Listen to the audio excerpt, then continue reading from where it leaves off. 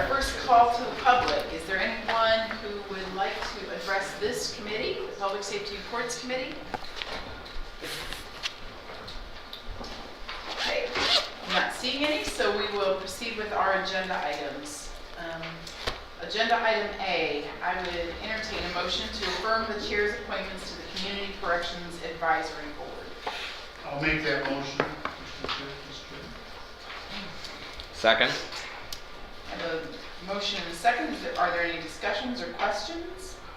I would just point out there are 2 openings still that we're soliciting feedback of applicants for, but in the meantime, there's enough to move forward. Okay. All right, all in favor of moving this on to tomorrow night, say aye. Aye. Any opposed? Item B, approve the proposal with Lexipol for new policies creation for the Corrections Division in an amount not to exceed $9,370.48 from Fund 101.351.801-000. I'll make that motion. Second. A motion and second. Any discussion or additional information? This is just for their update for this year. All in favor of approving this item moving to tomorrow night, say yes. Aye. Aye. All opposed say no. I'm going to pause just for a moment. Dr. Boggs had given us an additional agenda item, which I should have added at the beginning. So we have an agenda item request from the Sheriff's Office, jail. This will be item G. It is a request to replace the server, and I'm sure there's probably someone here to give some information when we get to that item, but we do have an item G. So back to the agenda. Agenda item C, I would entertain a motion to approve the contract renewal with Combined Public Communications for inmate phone and visitation and authorize the chair to execute the same. I'll make that motion. I'll support that. Any discussion or additional information on this one? Yeah, I did notice on, and I'm going to try and tell you the page number, the amount did not match, the words did not match the number. I think it said $1 and it listed 25 cents. And I'm going to try and find where that was in here.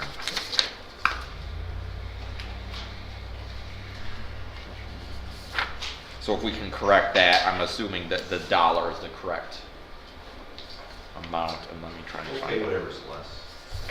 Or what's less, right? So as page 5 talks about $1 per inmate per month for the law library.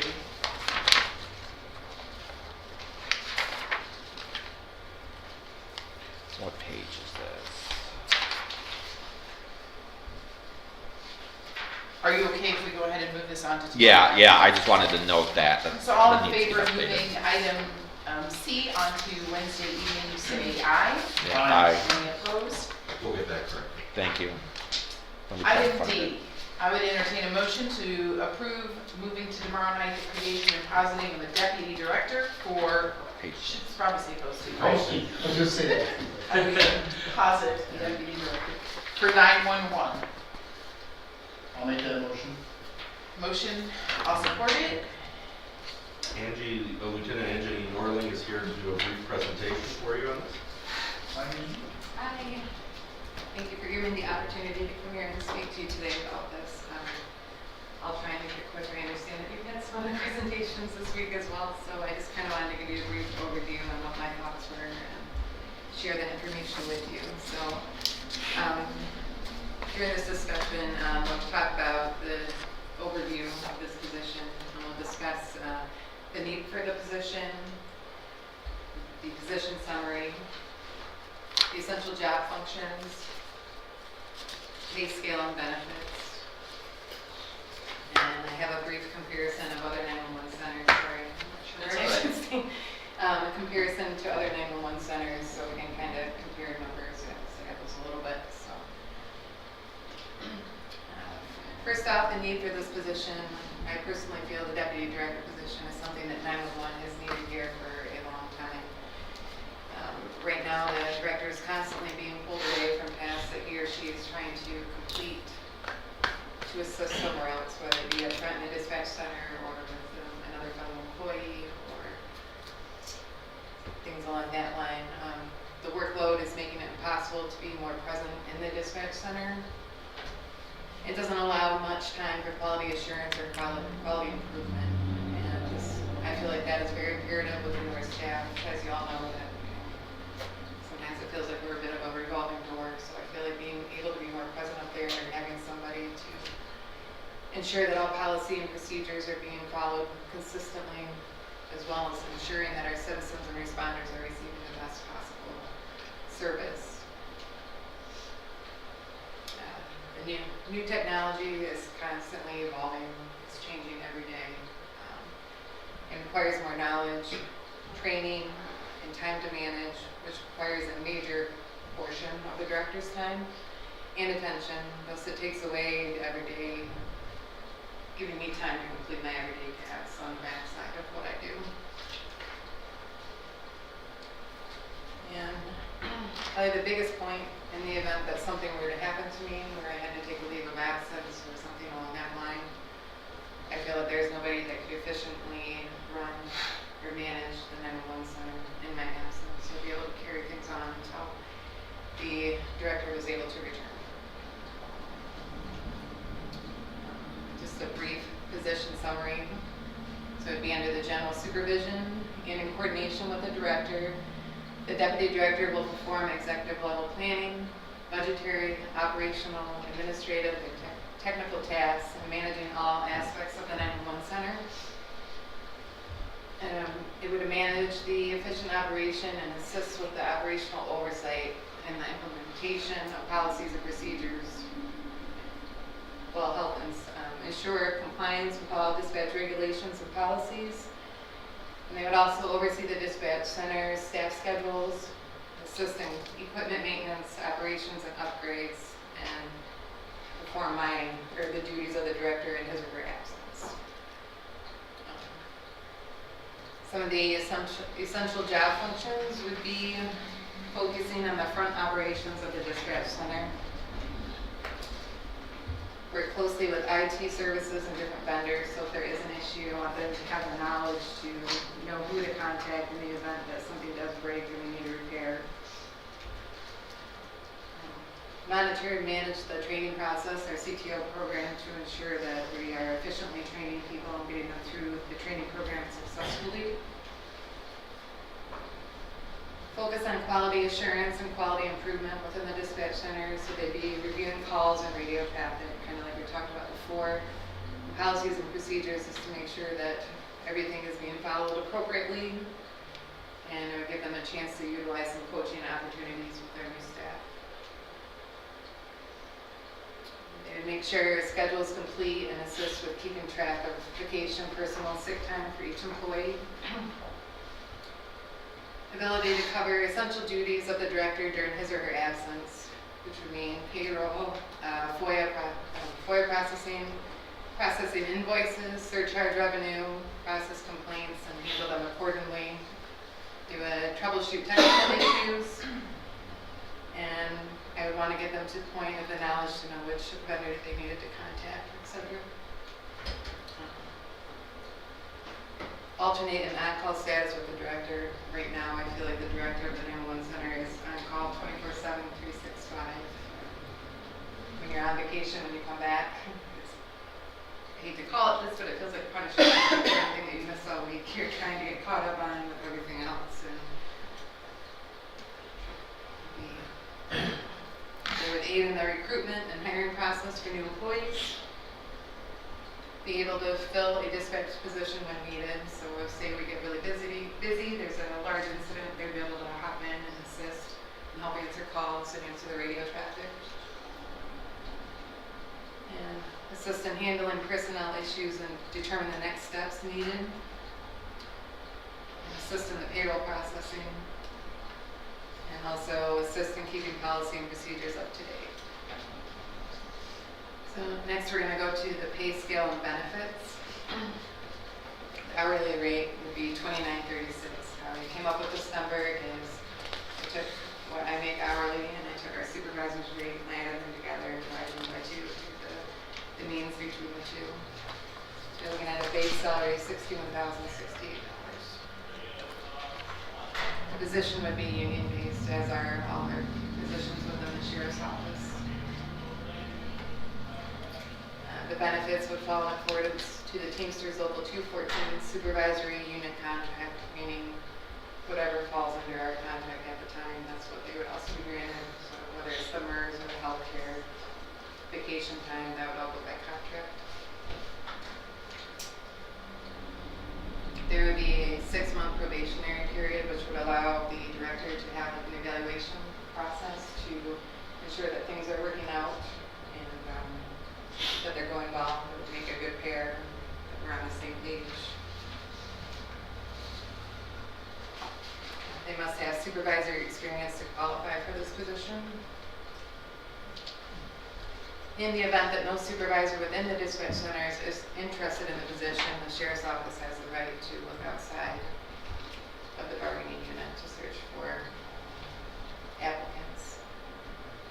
Does that mean that if someone is interested, that person is automatically hired? So how it's been at the sheriff's office in the I'm sorry, I can't hear you. Oh, how it's been in the sheriff's office, so they will post a position, and anybody that is, that can apply for it, they would apply. There's a testing process. There's usually an oral board and a written test. Ah, And then the sheriff and undersheriff ultimately determine who would be hired for that position. But the short answer, yes, if only one person applied, technically it would go to that person. But that's why I've added that 6-month probationary period, because if I feel like it's not working out or that person isn't following through with what I need them to do, then that would give us a chance to back out and look for other candidates. So part of this is also the fact that this is a new position. All of this will have to be negotiated with the union. Correct. So none of that is cemented in stone. If the board doesn't want to handle it that way, that can be your directive for negotiating it with the union.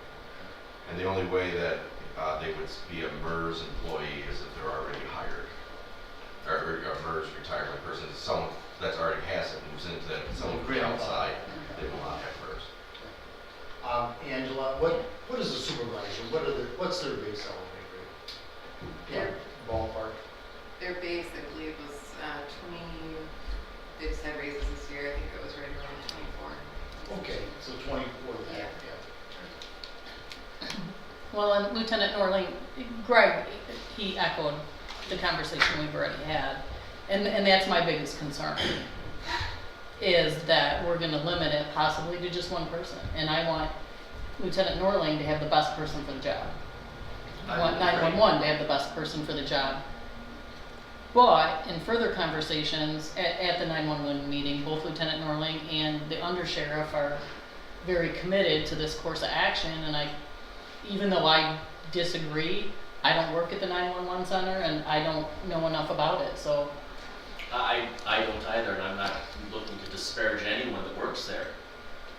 I just thought that that's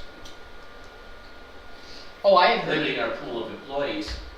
I agree. Not that our experience recently has been that people are knocking down our doors to work in the county. And again, I don't know what union restrictions there are or anything else, so I was just trying to understand how we do these things. Typically, that's how it's happened with other positions, is you work your way up, right, through the command staff. So if you're looking to move forward, you'd be a supervisor, and then your next step across would be a lieutenant. So that's just how it's gone in the past. I talked to Commissioner Garber and told her, originally I had thought about pulling in, I would like to get somebody with some 911 experience and bring them in from the outside, but then I also started thinking about morale issues and things like that, and I want my people to have something to work for and want to move up and excel as well. So I understand what you're saying. And I think one thing that's important to note is that the command positions in the sheriff's department are different than some of the supervisory positions in other departments across the county, and that they are union. So Lieutenant Norling is a member of the union. Correct. The new position created would be a position in the union as well. So how many supervisors are there currently in the sheriff's department? For 911, there's 4, so there's one supervisor per shift.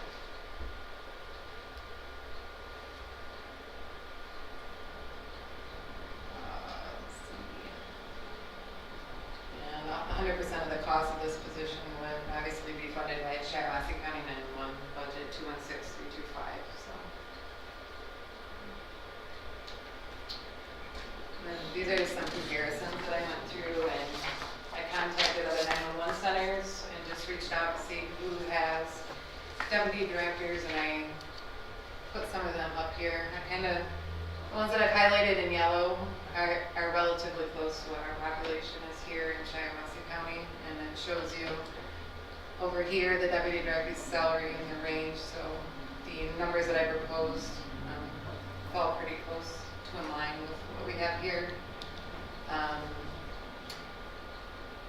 All the counties that surround us, Saginaw, Genesee, Clinton, Livingston, Hingham, they all have deputy directors. So I just kind of wanted to, there's so much to know in this position, and just to have somebody to assist and help manage these things would be huge for me, so. And then,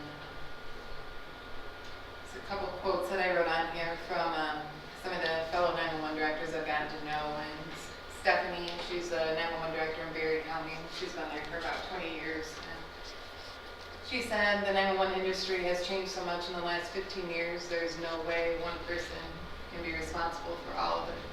And Tim McGee, also fellow 911 director in Van Buren County, just wished us well for a position that was desperately needed. So that's what I have so far. So just thank you for listening and considering this. Any other questions?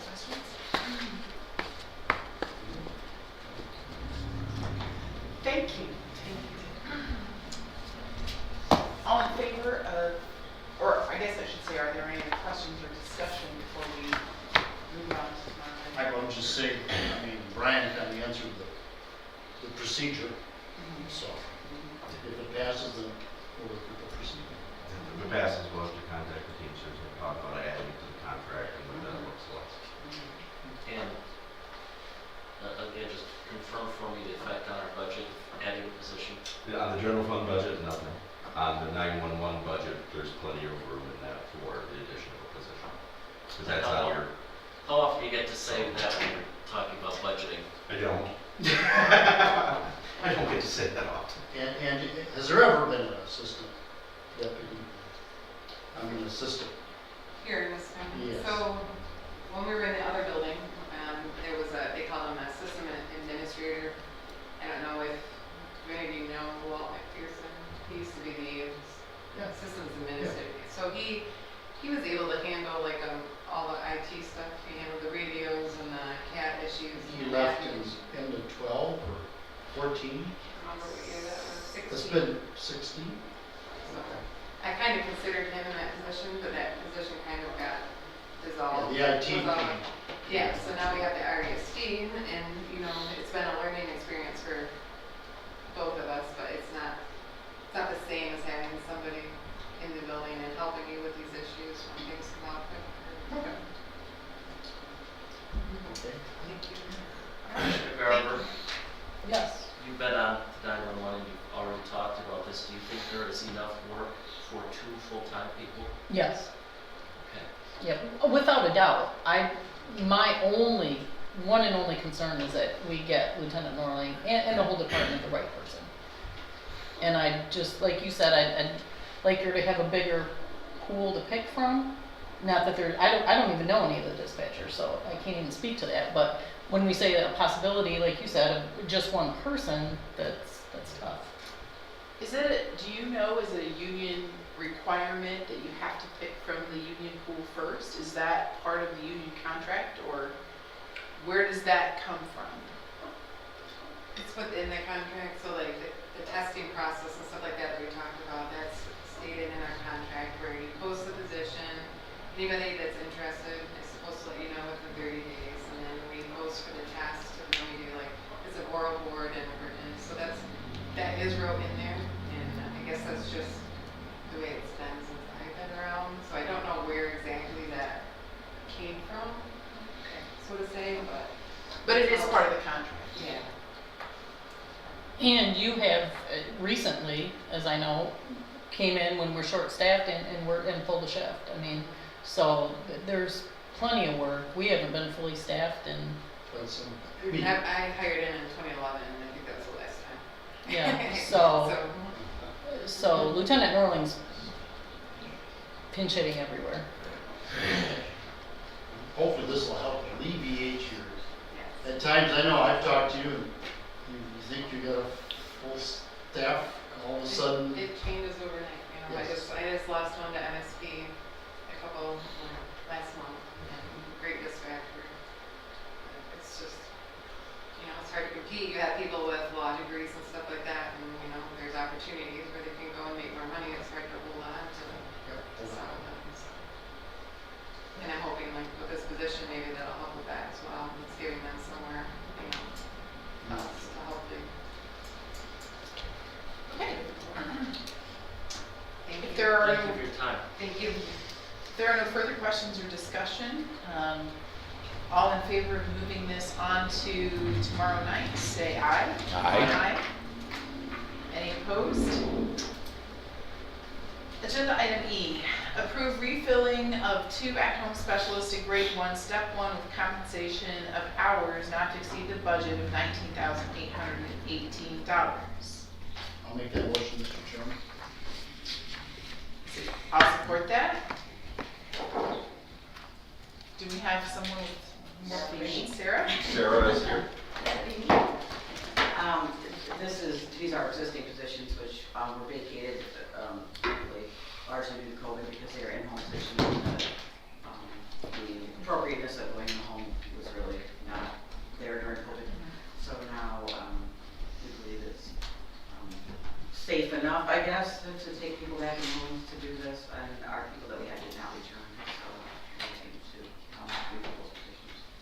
And I think it's appropriate that it be put on the salary scale with all the rest and not be put on some other kind of independent scale. Okay. It was previously on an independent It scale was of some on sort. the 1191 was not one of our approved scales. The 1416 is. And that obviously goes to the things that you've seen across the board. 1191 is not going to get us quality. 14 is going to barely get us, you know, hopefully we can find, I just don't know what we'll get for $11 an hour.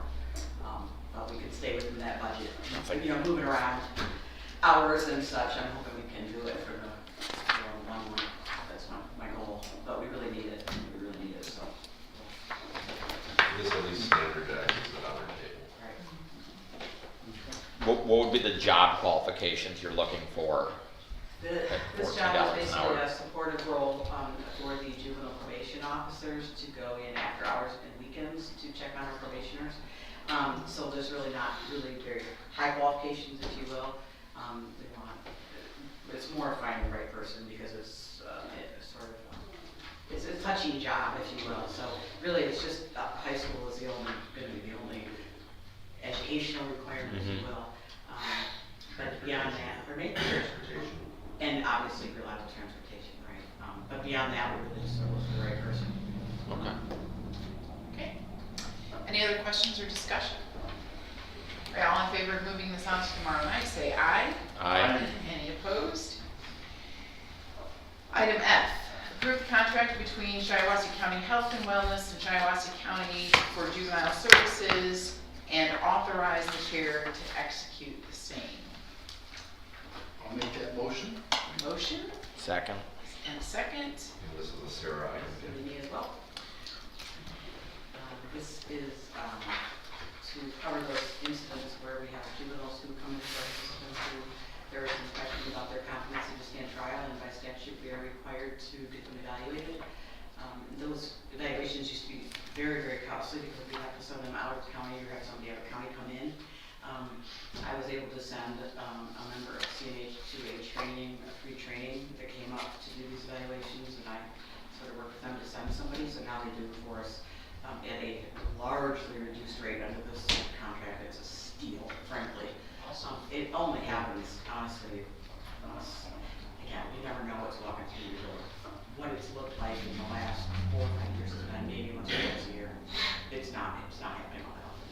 We're able to do some diversion stuff with a lot of our kids that we think probably wouldn't be competent, but this is for more of your serious crimes where the kids maybe aren't competent. But something more at a low level, we just divert them and handle it that way. But this is for when it's the more serious stuff. And this is a contract that has expired. This is renewing. So this has already been in place, and it's just renewing for this year. Any other questions questions or discussion? I'd just like to comment, I know placing juveniles, years past, we've had some real discussions on, we've had to send them, was it Boys Town or in Nebraska or something? That's extremely expensive. Yes. We're in a crisis in that situation now too. Yeah. Any other questions for me? Thank you, sir. Thank you, sir. All in favor of moving this item onto Wednesday night, say aye. Aye. All opposed?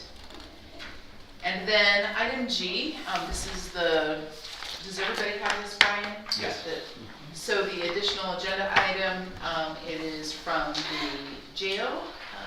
It's an emergency request to replace the server for the jail camera system that recently failed. Okay. So I first want to get a motion on the floor here. So I would entertain a motion to replace the current jail server system. I'll make the motion. I'll support that. Motion. And the figure is $22,445.33. So we have motion and support, and now as part of the discussion, I believe we have Lieutenant Tammy Wilson here to Fill make us the in. presentation or fill us in. Well, as you can see, this was unexpected, so it wasn't budgeted. It came to life after we were trying to review a video of a criminal interview, and it wasn't there. Further looking into it, we discovered that it has been going down. We've noticed it in the actual jail facility. The cameras will go down and go back up. I did not realize that they weren't recording when it did that. So this is a necessity. I think we need this for liability reasons, for staff safety, inmate safety. I believe in the old adage of pay now or pay later substantially.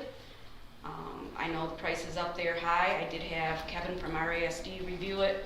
He looked into it and he didn't think it was a bad amount at all. So I think we definitely need to get this. On Wednesday, will we have appropriate where we're going to take this? So some of it will come from a budget line of theirs, and Tracy and myself are working on where the other part of the funding will come. Okay. Good enough. Yeah, this has come up, that the servers come up. I mean, when we bought the new server for the county, Mhm. for Microsoft, the cloud, your server for this activity came up as a discussion point. Oh, did it? It would tap, yours is really old too. Yeah. Was it Yeah. 20 some years, something like that? No, it's probably less than 10 years, but we've added several cameras to it. So that's 10 kind years of, is old for technology. yeah. Mhm. Yes. Oh, yeah, so. So the fund, the capital outlay fund that they're proposing to take it out of doesn't have enough money in it for that. But Tracy and myself are coming up with a budget adjustment for you guys to get the other parts. She wanted money, okay. Yeah, I mean, it's not the server system for the jail, it is for the camera security system Yeah. server, Yeah. so, okay, That did come up as a. okay. All right, thank you. Okay, all in favor of moving this item, well, sorry, I guess I should ask if there's further discussion or questions. No? Commissioner Howard, you're good? No, yes. All in favor of moving this on to tomorrow night, say aye. Aye. Any opposed? All right, and that is the end of our agenda items. We do have one more opportunity for call to the public, if there's anyone who would like to address Public Safety Reports Committee. And seeing none, we will call this committee meeting adjourned.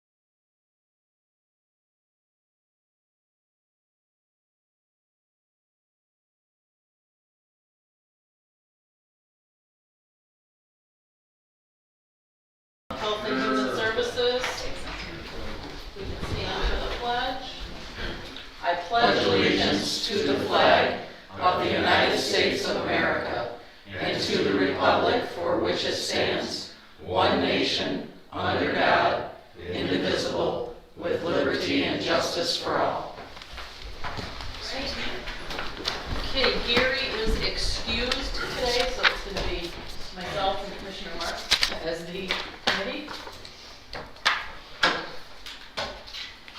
Our first call to the public. Do we have anyone with anything for this committee? No? Okay, our first agenda item, we're looking to waive the attorney-client privilege and make the April 5th, 2022 privilege letter between Cole Stoker and Toski, PC, and Michael Reeve available to the public. Further move that the county intends this waiver to be limited to the described letter and that letter only. So moved. Support. So very briefly, the chairman has asked that this letter be released because it outlines specifically the funding rules and requirements for the veterans remodel down there, and so there will be no question that the funds can be used for that. I'm in full agreement with that. You guys know that, you know, the Veterans Board is near and dear to my heart, and we can't have misinformation out there. We just can't. And I don't like this, but I think it's necessary to clear up that kind of misinformation. And it's not fair to our veterans. It's not. If there's a legitimate something, you know, a legitimate concern, then fine, but when we know, when we have, I'm looking at the legal opinion right now, I've looked at it for years, we really have to dispel these kind of rumors. And it's not something that you should take lightly to do, but in this particular case, it is appropriate. Well aware. Any other thoughts on this? I would just add that all attorney-client privilege rests with the board and only the board, and you're the only ones that can waive any of that. It has to be as a group. All right, we ready to proceed? All those in favor signify by saying aye. Aye. Aye. All those opposed, the same. All right, that moves on to tomorrow. Our next agenda item is to instruct corporate counsel to draft and place on the ballot with the Shiawassee County Clerk a millage for the August primary for senior services at .50 mils. So moved. Support. Discussion. Is this an exact renewal? This is a renewal. It was requested that it be renewed for 3 years, I believe. However, I would not recommend that you do it for 3 years. You need to either do it for 2 or 4 so that it falls on an even cycle. We do not want odd year elections because those are costly to the county because we don't have normal elections during that time. So we want to make sure that it's an even year. There was no other documentation submitted with it, but I did run some values, and 0.5 generally takes in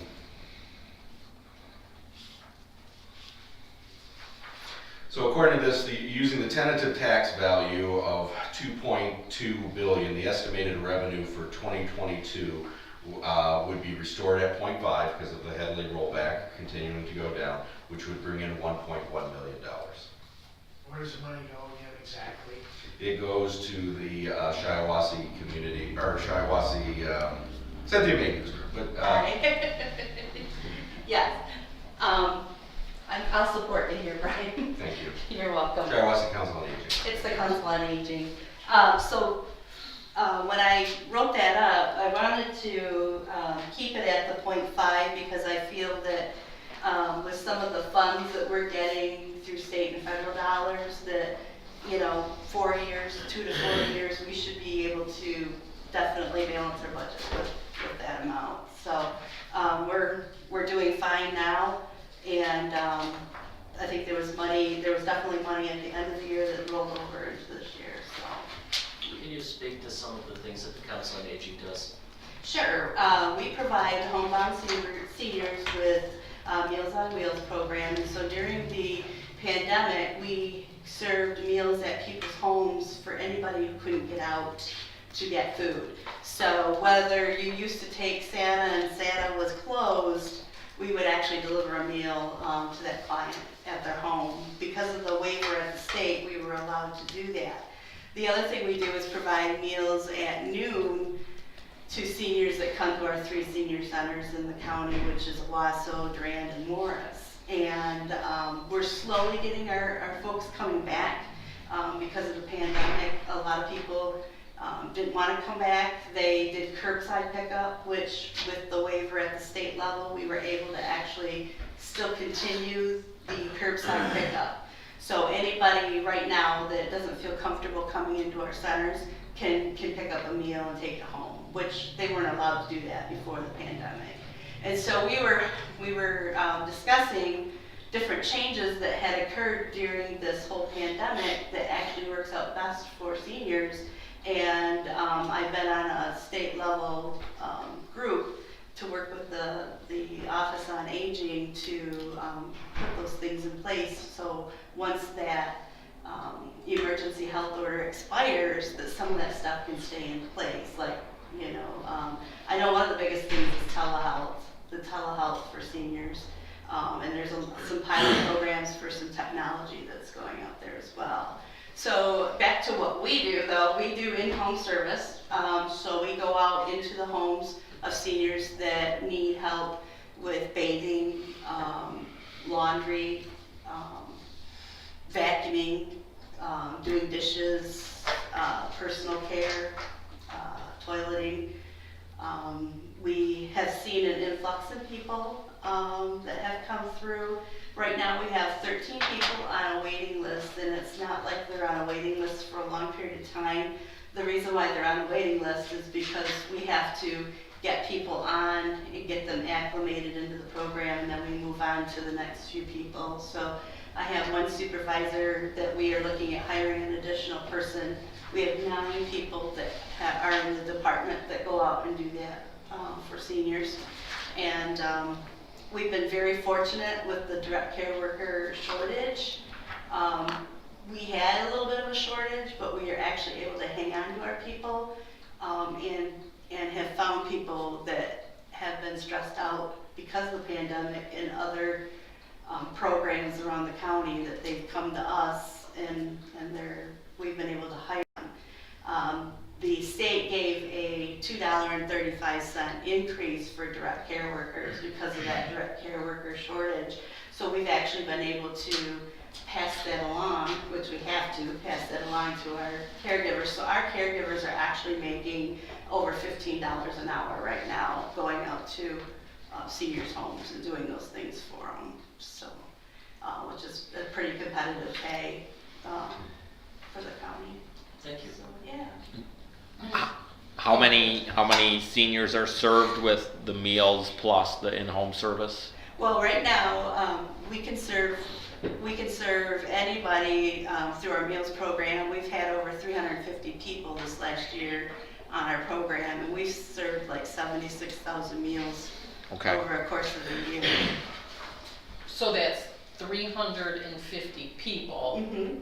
That unduplicated counts. And that's for all 3 centers, that's a total? We do home delivered meals out of Durand and out of Owasso, and so we have the most meals coming out of Owasso than we do the Durand area, because Owasso is a more highly populated area of those receiving meals. But yeah.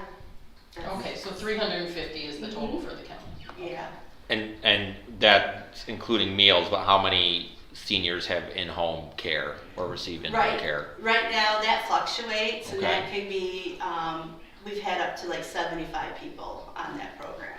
Okay, and on average, 10 or 75? Oh, Somewhere. no, we had between 50 and 50. 60 Okay. all the time, but we've had up to 75 people, unduplicated counts that have been on that program. Are your services means tested? Mhm. Okay. It's just age, right? Yeah, 60 years old or older, based on what it's put in what's put into the ballot is 60 years and older. And how long have you you been with us? Since November of 2010, so yeah. Yeah. Doesn't seem like yesterday, but yeah, it's been 20 years. Now, do you get any reimbursement from that in-home care? Yes, we actually are the grant funder, or the grant funder is, for this region, is Valley Area Agency on Aging, and Yashika's been here before and presented. We apply for a 3-year grant with them, and so we are the grant provider for Shiawassee County for those particular services. And then we get reimbursed rates at like $3.35 for the meal. And so the rest of it comes from millage dollars or donations that we get. So we always have to have the millage dollars as a match for the grant funding. And then we also pay that county administrative fee of $6,000 out of the millage funds to Valley Area Agency on Aging for their fee as well. And what is your yearly budget, like in total? It's $1.5 million. So a large portion of our budget is definitely the millage dollars.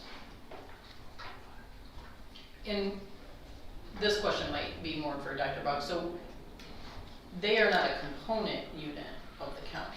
Yeah. So what is our, So the millage would be put up for senior services, and then once they have either, the voters have either approved or rejected it, you would assign that millage to the agency of your choosing, and then you can set requirements for audits, financials, etc. Currently, after last year, there is a verification process where they've implemented 2-person signatures, and then I review their expenditures. well, I'm just looking more at the bigger picture, I guess. So we're like a fiduciary, is that the? That would be correct. Do we do millages for anyone else with that kind of arrangement? Well, MSU is similar to that. Okay. Veterans is internal. Let's see, what's our other one? Pleasant View is a component unit. So MSU would be the closest of that kind of nature. I might add that we for years, we helped, our auditors audited. Yes. It was, and that was good because they would report to us and so on and so forth. But then the state stepped in and said, no, it's a contractual arrangement. They have to literally have their own auditors, and then that audit is given to us, so.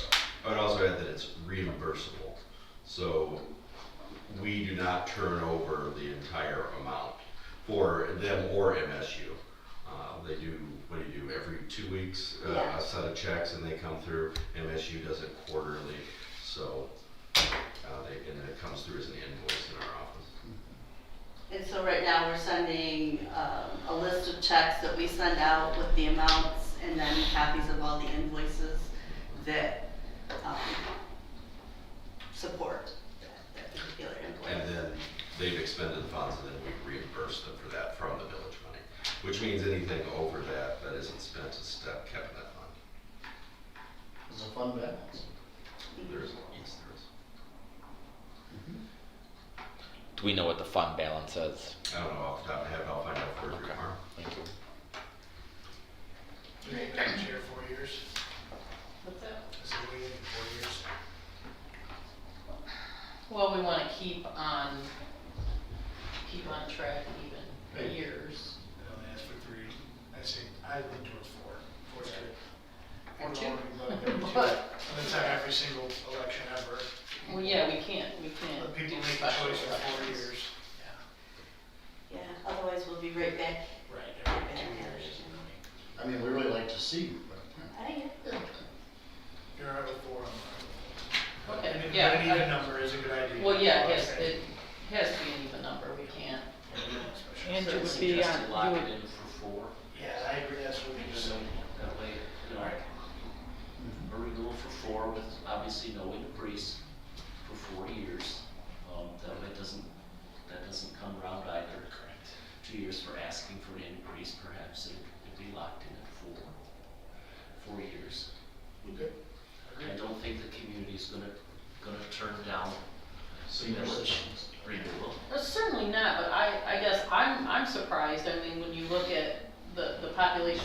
county and only 350 people are utilizing the service, that's, Well, that's- percentage wise, That's seniors, that's not including family, obviously. We have 19% 65 and older, according to the census right now, in this county that are 65 and older. So, you know, if we could get more people to use our services, absolutely. Yeah, I'm just really surprised. Yeah. That's a very, very Very- minimal number Mhm. countywide, 350. Not over 70? No, I'm just kidding. Tell you what, inflation keeps going the way it's going, you might see the numbers go up. Yeah. People are gonna afford food, so they'll come to us because it's a donation basis only, you know? I mean, really, this concept was instituted for that. Also, there are an awful lot of seniors that can't get out very well, and it's tough. We have a transportation grant that we actually use to help pay, we actually pay the transportation fee for SATA, for anybody that uses SATA that's 60 and older. So we are paying that for any senior that uses that service. Not out of millage dollars, that's a grant that we get to do that. Yeah, and then there's the Meals on Wheels program nationwide that we belong as a beneficiary. So I can apply for grants, and I have. During the pandemic, we applied for a $25,000 grant and got it from Meals on Wheels of America to help support that. Right now, our biggest issue right now is food supply. We have a set menu we have to go by, and 1 week we might be able to get something that's on our menu, but then the next month we might not be able to get it or get the amounts that we need. And that's being seen all over the place. You know, when you go to the grocery store, there's stuff that's bare on the shelves. But when that happens, then we have to get with the nutritionist and find out what we have that we can put on the menu. So our menu has been changing, and it's subject to change. Do you cook the meals yourselves? Mhm. Okay. Yeah, we At do. the centers? Yes, at the Durand and the Shiawassee Center. Okay. It's a home cooked meal, and we don't add salt. It's supposed to be low sodium diet. Well, I see your menus all the time. Yeah, Yeah. and Morris is quite active. And, Yeah, I mean, they're growing over there. Yeah. Yeah. Well, and to me, it's kind of a sad state of affairs when people can barely afford food and we're gonna put $4 million into the courthouse to make it look pretty. I mean, not that I'm disputing that, but that's the whole problem with this whole thing. You know, we're gonna have some great parks, but people are hungry. Can't afford gas, but hey, we got a great courthouse. The other thing that, it's not related necessarily to the millage dollars, but because we do provide that Meals on Wheels program for this county, when going through the pandemic, we realized that our Shiawassee Center, we are very constricted to what we have for space-wise, and we really need a kitchen remodel. I mean, we've been able to get grant funds from Valley to replace equipment, but not to do a remodel of the kitchen itself. And so we need it expanded. We didn't, you know, they wanted us to keep our drivers and our cooks separated during the pandemic and 6 feet apart, and there's no way that people are gonna be 6 feet apart in the kitchen in there. And so, you know, we did what we could with no seniors in the center at the time. We were able to move our drivers out to our dining room and pack their bags out there. Have you researched what it would cost? No. I mean, right now it's really expensive, but Yeah. It'd be nice to let the prices go down if they will, I don't know. But I was hoping that when the county looks at ARPA funds, that they may consider putting some money towards the senior center kitchen remodel. So, and I don't know how you guys plan on going through the process of applying for those funds. They will likely be spent internally, Oh, okay. county-related activities. Okay. Even though it's county related, I mean. But you're getting an extra $120,000 in your millage. $120,000. Well, county related means a component part, Yeah. like an actual part of the county, you're not part of the county government. Yeah. So, anyway, okay, I didn't know how you guys were gonna disperse those funds, so that's why I thought I'd bring that up.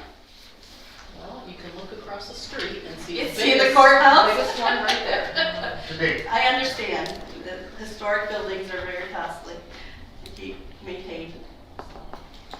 Any other questions? Anybody? No? All right, thank you. All right. Thank you. Thank you. All right, are we good? Okay, other than the no salt. All those in favor signify by saying aye. Aye. Aye. All those opposed? No? Okay, that goes to tomorrow, and we are doing for year. All right, our next agenda item is to approve resolution 22-04-07 commemorating the completion of the Shiawassee Dam removal, site reforestation, and park rededication. Moved. Support? You have the floor, sir. Well, did we You're on, Phil. yes, I'll be merciful. The Shiawassee Dam started over 20 years ago, and we did go ahead when people drowning there and the dam dilapidated, and then the hydropower company that this county commission sold to failed, and the land inside the park, approximately 2 acres, went back to the state under what's called a tax inversion. And now the land is going to come back to the county. Sure, you want it back. You've already made a resolution to accept it through Brian's work a while back. And that event is finished, except for a few tree plantings this Saturday. At 10 years, almost about 20 conceptually, 10 in actual work is finished with the planting trees. That's the final restoration act. So it's worth the moment, and there'll be a celebration at 1 o'clock on Arbor Day, which is kind of prominent after all those trees. And the commissioners are the right body to do that, and to read a resolution at that event. The state of Michigan will be there, maybe the dam safety unit. I'm not swearing here. They're the people that took care of Sanford. They're the ones that ordered this dam out, because it was owned by the state. They had that authority to order out a dam. They normally just say fix it, but in this case they said take it out. And so the owner of the dam is the Michigan Land Bank Fast Track Authority, and they're going to deed that back to the county as soon as they figured out how this 5-year maintenance obligation of the contractor, now into its 3rd year after the fact, is finished. So there's no erosion, no failure of their improvements. Instead of you picking it up as the owner, the Land Bank has to monitor the dam safety's orders for a 5-year monitoring period. Don't expose the county by rushing that ownership back to you. So what happened, so we can still celebrate it, but we can't plant the trees quite successfully without kind of another resolution, which is an add-on to this agenda. While I'm standing here, it's called an access agreement. That we planted trees on the state of Michigan property back a year ago without thinking twice any more than the contractor did when they worked the area. But they had an access agreement that you provided of all that. We need another one with the state of Michigan, just to make up ex post facto for what we already did. They aren't going to ask us to pull out the trees, they just want to acknowledge that they're on their property, and we did it. So, and also we're going to do it this Saturday with their blessings. The access agreement is poorly written right now. It's in the first person pronoun, and it's on your desk, and it had other problems that I called to their attention. It's not my job. I send most of this stuff through Tim Hill and now Brian to deal with. There's an insurance policy requirement in there, and you've got insurance, and I think it's the amounts that they have there. So all you're doing is indemnifying the state of Michigan for your actions in case somebody trips on a tree. On Saturday, Tim, wasn't we planned? yeah, Tim's doing all the heavy work. The volunteers Saturday are going to have shovels, and they aren't operating any equipment. So they have to sign liability releases as volunteers on Saturday. We'll have a table there, and I've got the documents. So once you get through the structure of the document, I'd like to have you make a conditional approval subject subject to the prosecutor Brian's acceptance of the access agreement's content, so that we get past the commissioner stage. And also make sure you, in your resolution, appoint a person to sign the access agreement on behalf of the county commissioners. Board chair, board chair. Okay, so those are your two steps. Approve access agreement conditioned upon agreeing the prosecutor do these, or Brian will one, and of course authorizing the signature. Those two actions. Then of course the other one is to adopt that resolution. I hope it's written properly. Everybody had a hand in it, so it's a long one. John, better practice it if you're going to read it. Yeah, I would. Yeah, it's windy. But that's a half an hour ceremony. You've got 5 minutes of it just there alone. And it's going to be nice. The people that are coming in will be the people that counted during this process. And, Phil, just touch upon, last year we planted how many trees and shrubs? You remember? we already got, well, it's 180 total. So we only have 28 to go. You do the math. Yeah, okay. So it's been, most of the work's been done. And then on the 29th, we're having, on Arbor Day, Yeah. we're having all sorts of people who have helped. Would you mind just kind of going through all those? Well, Gary Burke, carried the friends who got all the money in there. I think there's $600,000-700,000 in that project that you didn't have to pay for. Yes. Well, you did through your property, your federal income tax, but there's a lot of foundation money in there too. So it just went from all sources. Everybody got involved in this dam. And they're always invited. I always told people if this dam could be personified, it would have been arrested as a serial killer a long time ago. And it's got a horrible track record for safety. The apron sucked people underneath it when these kids were playing around. They shouldn't have been there. It was all moss covered and slid. Most people were just having fun.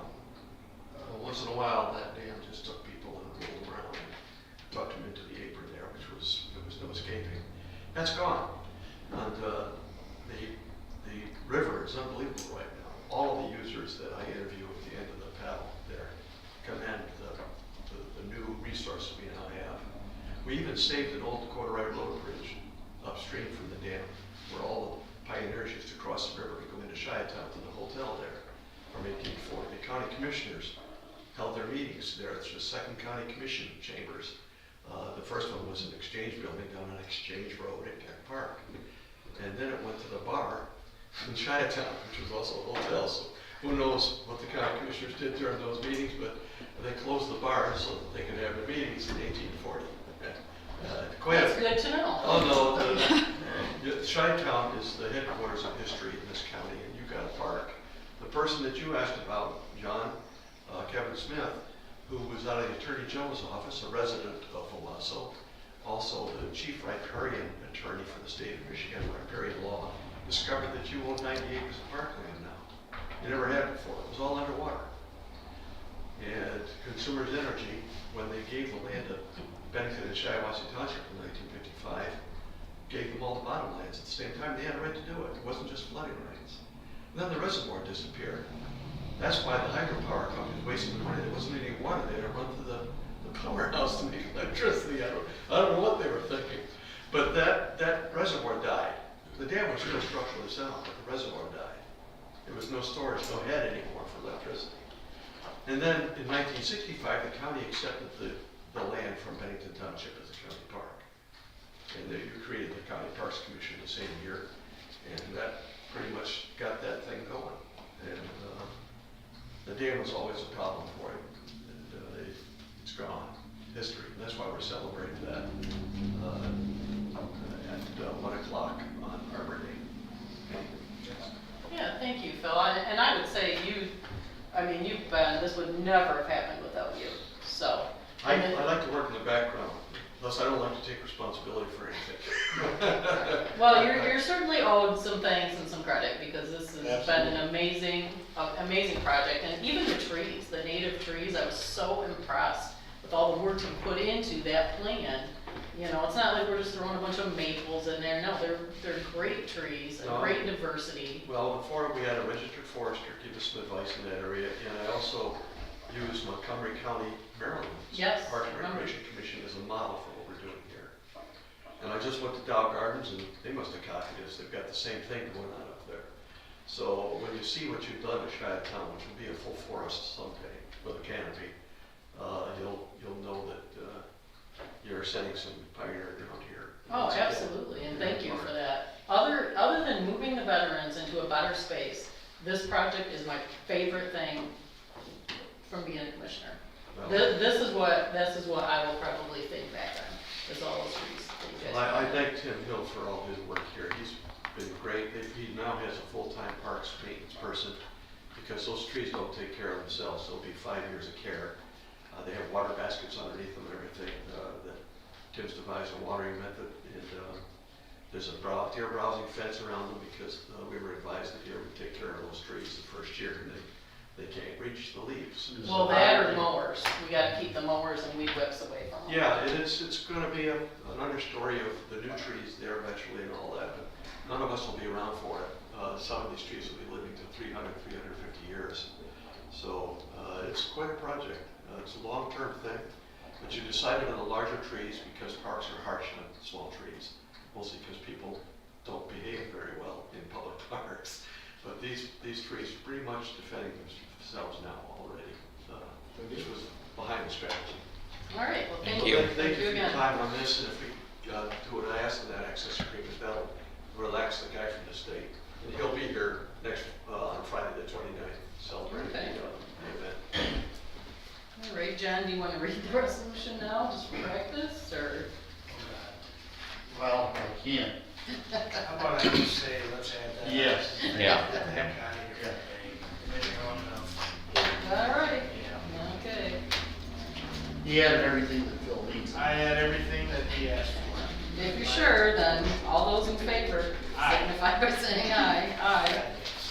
All right, no opposition to that. We have one addition, and that is the appointment of a medical examiner. So I'm gonna need you for one more. So we are going to move that we appoint Dr. Michael Markey as the medical examiner for Shiawassee County, and Dr. Christopher Hosh as the deputy medical examiner of record. There's a resume here. Looks like he's from Tennessee, so. What happened to the old one? Let him turn. So just, you have a motion support? I move it. I supported it. So just briefly, the medical examiner under statute has to be reviewed every 4 years. It hasn't been done, so Dr. Markey is still the current one. His deputy has changed. The deputy is now this other doctor.